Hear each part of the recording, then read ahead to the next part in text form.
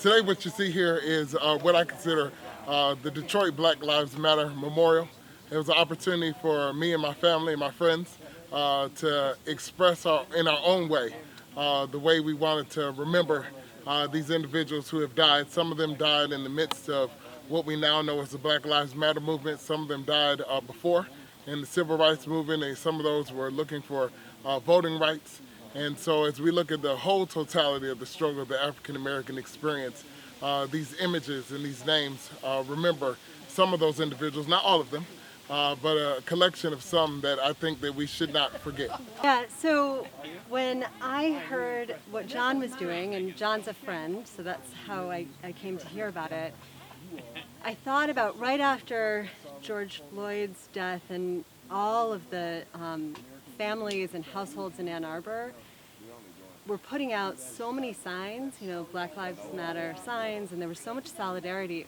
It was really amazing.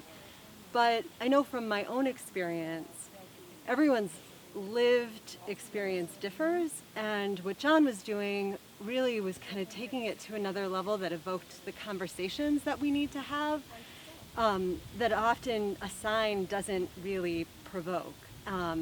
So it was really inspirational, and one of the things that moved me the most was the idea that John really, you know, he didn't want this to be a political moment, because there was so much that is kind of changed in this time now as compared to like the 60s.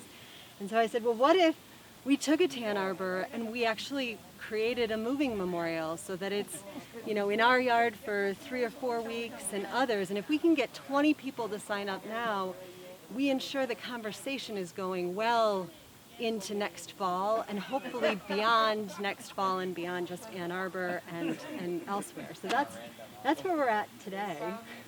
Some of them, my son wanted Emmett Till.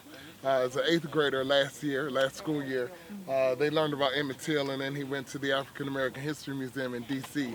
And he said, oh, we got to put Emmett Till in. And for me, I think that's where the Black Lives Matter movement started, because it was his mother, Mamie, who first told the world, I want the world to see what they did to my son. And so it was the first press that happened for Black Lives. It kind of tells the totality of a story. But for me, I thought it was simple that every time someone else dies, we hear a raffle of names. Oh, do you remember? Da, da, da, da, da. And there are a lot of people who didn't remember. And I said, oh, when you put the face with it in the name, it causes another emotion to evoke, like, oh, they really lived. They had a family who cared about them. They lived a life, and that their life was just as important as any other life.